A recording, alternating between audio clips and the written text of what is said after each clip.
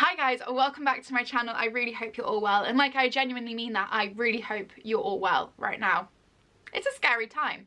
The world has changed. I feel it in the water. I feel it in the earth. I smell it in the air. Much of once was is now lost, for there are none who live who remember it. Sorry, came over a little bit Galadriel there. But it's true, the world is changed right now. It's a scary place. Coronavirus is freaking me out. I wouldn't be surprised if it's freaking you out too. Everyone's on quarantine and lockdown, self-isolation, social distancing. Plans are changing, holidays are cancelled, like everything is just going crazy. And I don't know about you guys, but I'm feeling completely overwhelmed by it all. And when I feel overwhelmed, I tend to just stick my head in a book and try and forget the world, which is what I've been doing for the past week. And while I have been doing this, I've been kind of thinking, like, why don't I put together a list of the top 10 series worth binge reading during this time of quarantine and isolation? So that is exactly what I have got for you today. I have got my, in my opinion, quite frankly, brilliant list of 10 series that you guys need to read during #Corona Chaos. So, in at number 1, we have The Mortal Instruments by Cassandra Clare. Now, if you are familiar with Cassandra Clare's work, you will know that her Shadowhunters world spans so many series at this point, so many trilogies, spin-off novels, collections of short stories. There is a lot to get through. And if you are new to it, it can seem really, really overwhelming. I'm kind of thinking of putting together a kind of how to read Cassandra Clare video, but I do feel like there's probably a million of those out there already, so maybe not, we'll see. But if you have not already read it, The Mortal Instruments follows the story of Clary Frey, who kind of wakes up one day and the world around has changed a lot. She starts seeing things and she's like, hang on a minute, like, is that a vampire? Is that a werewolf? What's going on? What is this craziness? Like, why am I all of a sudden seeing these weird things everywhere that I have never seen before? It all starts to make sense. She gets thrust into this world that she didn't even know existed, and there is so many intense, wonderful moments that ensue just within this novel alone. Now, this series, I think, spans 7 books, I believe, and there is a whole lot to unpack. There is a whole lot to unpack. Now, if you do not fancy reading the books, there is a Netflix series called Shadowhunters. I watched the first season. I will admit I have not watched any further, but it is on my list to get through during social isolation, so I will probably finish it. There is also a movie version of this book, City of Bones. Now, let's just discuss this a minute, because personally I feel like movie Jace and movie Clary are chef's kiss. Brilliant, they're wonderful, they're perfect. Netflix show Jace just is not the one for me. I'm sorry, I first read it back in 2013 and I remember being absolutely hooked on it. Like, I have never been hooked on a series before the way that I was with this. I was like inhaling these books.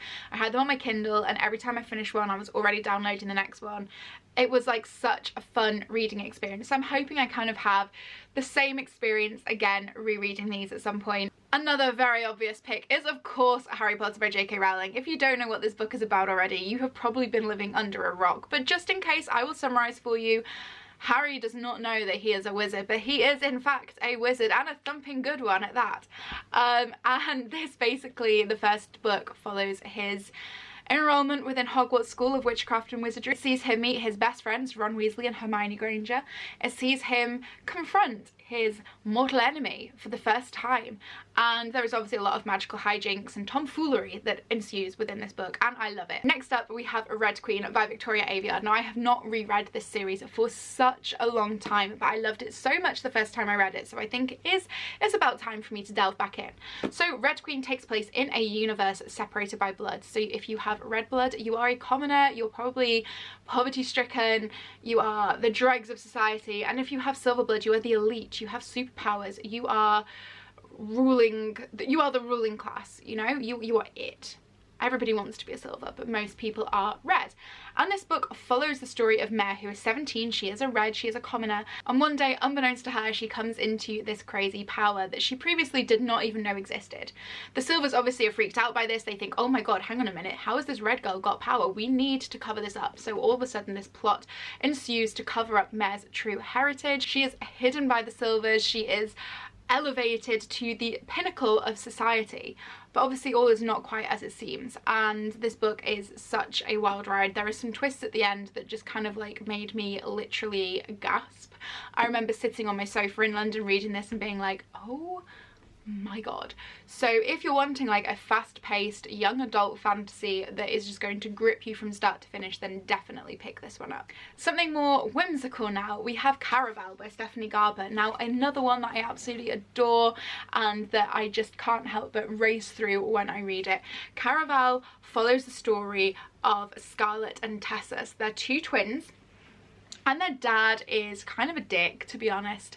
Their mum died, he's never recovered from it, and he does not treat the girls well. So the girls are always wanting to escape, and there is this magical, crazy circus called Caravelle that tours every few years. Caravelle is an invitation-only event, and one day the girls' invitation arrives, and this is their opportunity to escape from a life of misery and of torment with their father. So that is exactly what they do, but of course nothing is quite as it seems. If you love the film Moulin Rouge, if you love the book The Night Circus, you will probably like this. Like I say, it's very fast paced, it has some twists and turns in it. This made me cry. It is wonderful. It is a trilogy, so there's 3 of these to get through, and yeah, I highly recommend them for something a little bit more whimsical, a little bit more light-hearted, and something that will just completely transport you away from the everyday. Would this be one of my videos if I didn't mention Sarah J Maas? No, it would not. And in fact, I'm actually going to mention her 3 times in this video, so just a heads up. But first off, we have the Throne of Glass series, which is of course one of my all-time favourites. I think I've already discussed this several times. So the Throne of Glass follows the story of Selena Sardarthian, who is an assassin. She has been trapped in the salt mines of Endovia, serving a life sentence, I believe, for her crimes that she has committed as an assassin. But one day she is taken away from these mines by the captain of the Kingsguard, Kale Westfall, and is thrust once again back into society. She has been brought out of the mines to serve as Prince Dorian's champion in this tournament that his father the king is putting on in order to win her freedom. And this book is wonderful. So I kind of feel like you can read this as a standalone and not bother with the rest of the series, or obviously you can carry on with the rest of the series and find out where it goes, which by the way is just phenomenal. So I believe there are 7 books in the Throne of Glass series now, maybe 8, I can't count, and it is honestly, it's everything. It's wonderful. It is just such a good fantasy series. The characters become like a family to you. You are rooting for them so much the whole way through. It is honestly phenomenal. So if you're after a really good long series to get stuck into, because this is not fast paced, this is like, it's a hefty series. If you're looking, if you're in it for the long haul and you're wanting something that you can really escape into, that it's not going to be over and done with too quickly, then I highly recommend Throne of Glass. If however you're after some slightly shorter series, then I have you covered as well. So first up we have an absolute classic. If you've not read this already, where have you been? This is The Lord of the Rings by J.R.R. Tolkien. Now this is my copy. It is actually all 3 in 1, and it has the tiniest print known to mankind. As you can see, it's very well read. This is one of my all-time favourite books, and I'm well overdue a reread, which I'm definitely going to do at some point this year. If not during the hashtag Corona Chaos, then definitely later on in the year. But for anyone who does not know, Lord of the Rings, where can I begin? So Lord of the Rings follows the story of Frodo Baggins, who is related to, of course, Bilbo Baggins, who you will have met in The Hobbit if you have read or watched The Hobbit. So it follows the story of Frodo and Bilbo's ring, which, if you remember, he got from the creature Gollum while he was trapped in the mountains in The Hobbit. But it turns out the ring isn't just a harmless piece of jewellery. The ring is actually a legendary item which has so much history, so much tragedy attached to it. And a lot of people are after the ring. So Frodo goes on a journey to destroy the ring, to strip the world of the ring's power, and a whole lot of stuff happens on the way. I love this series. I read this the first time when I was 12. Obviously I have watched the movies countless times. I read this countless times. It is everything. The characters are brilliant. The world is beyond phenomenal. This is just for me the epitome of fantasy, and it is such a good escape. So if that is what you're after and you have never read this before, then definitely make sure you pick it up. There are definitely some differences between the book and the films as well, in terms of characters and in terms of obviously the longevity, because if Peter Jackson had tried to include everything in the books and the films, those films would have been way longer than they were, let me tell you. So if you haven't already picked this up, definitely give it a read. You will not regret it. Speaking of the ultimate fantasy series, we also have Game of Thrones by George R.R. Martin. So this book is actually the beautiful illustration illustrated edition. I do have just the regular paperbacks as well. Game of Thrones, I don't even know where to begin with Game of Thrones. I'm sure you're more than familiar with it thanks to the epic HBO series, although let's just not talk about that last season, because the interesting thing about Game of Thrones is that actually the books are not complete yet, so we are still due, I think, another 3 novels. We don't actually know who takes the Iron Throne. I believe the author spoke out against the decision made by the writers of the HBO series and said that in the books it's going to end a bit differently, which fills me full of hope actually, because I do not like who ended up on the throne at the end of the series, let me tell you that. So this book is set in the kingdom of Westeros, and Westeros is currently ruled by Robert Baratheon of House Baratheon and his wife Cersei Lannister of House Lannister. So there are multiple different houses dotted around the kingdom, and all of these are kind of the lords, the high-ranking officials of the kingdom, the people that make the rules and are essentially the upper ruling class. And this basically follows the story of each one of those families and their desire for the Iron Throne. And I can't really sum it up because there is just so much that happens in these books. Like, I would literally be here for probably about 4 hours trying to sum up everything that just happens in this book alone, and this is the first one. This is a hefty series again to get your head around. There are some books in the middle of the series as well that are very much filler books that aren't actually necessarily that compelling, that you really have to fight to get through, but they're so worth it if you can. I recommend anybody reads Game of Thrones. It is brilliant. It is an absolute work of genius, and George R.R. Martin is honestly for me up there with one of the best fantasy authors of all time. So if you haven't picked these up already and you like the HBO series, definitely give it a go. We have another Sarah J Maas book on my list now, and this is actually a trilogy with one little companion novel at the end of it, so much quicker and much easier to get through if you're not feeling like delving into a big commitment series like Throne of Glass or Game of Thrones. This is A Court of Thorns and Roses, and it is essentially a Beauty and the Beast retelling, although to me I find that kind of like a loose theme within it. It doesn't really stick 100% to the Beauty and the Beast narrative. This follows the story of Feyre, who is a human. She lives with her dad and her 2 sisters, and they are incredibly poor. Feyre hunts for the family, she tries to make the family money, but essentially they are struggling to get by.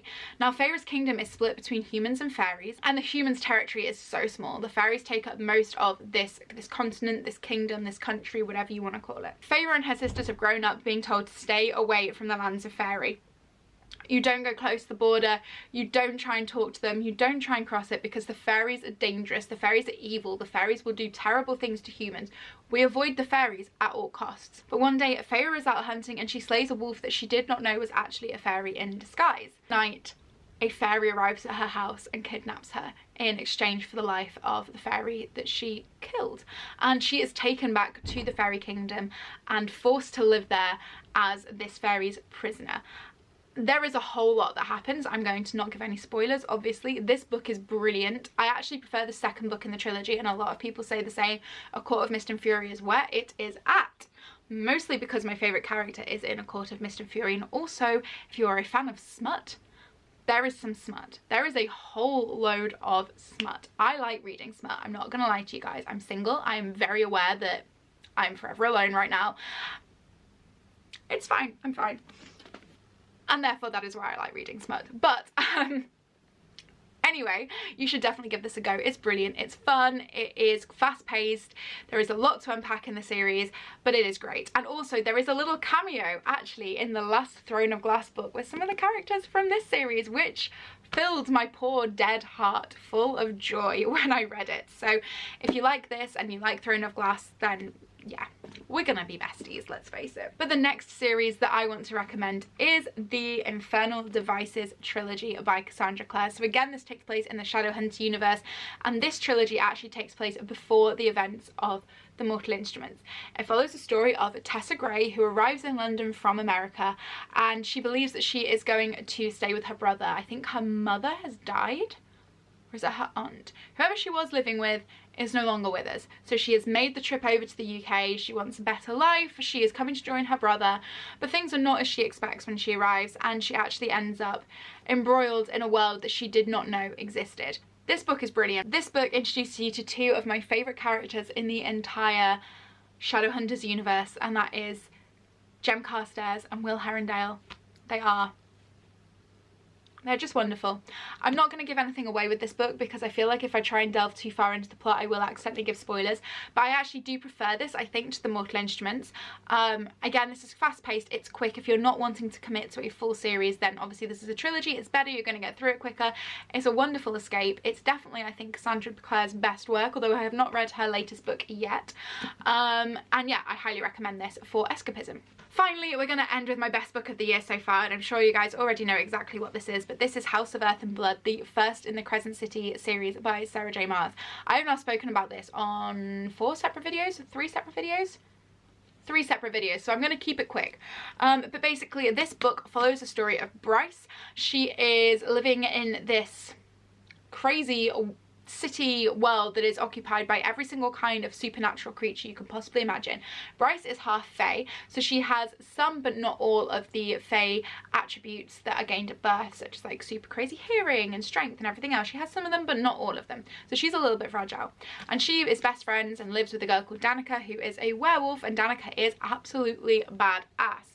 So one night she goes out to a club and there is an attack. Some people are killed. It is not good. Bryce is then embroiled in this plot to find the killer, and she has one hell of a journey in this book, let me tell you. I cried so hard the first time I read this book. If you've seen my reading vlog, you will have seen this just brought out every single emotion in me. It was honestly brilliant. I just loved everything about it.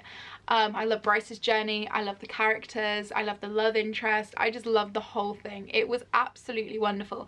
I don't want to give away any spoilers because this is such a new release as well. I feel like a lot of people won't have gotten around to reading this yet, but if you are a Sarah J. Maas fan, or even if you're not and you just prefer an adult fantasy rather than a young adult, then definitely pick this up. This is her first adult fantasy book.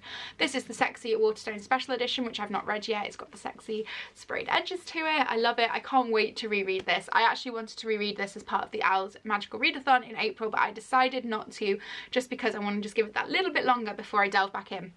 But I love this book. This book was everything, and if you're wanting an escape during this crazy time, I highly recommend you pick this one up. Okay guys, so that wraps it up. That is 10 book series to get stuck into during this time of crazy isolation. I really hope you liked the video. If you have any other series suggestions, please do make sure you leave them in the comments below. Don't forget to subscribe as well, and I will see you guys in my next video.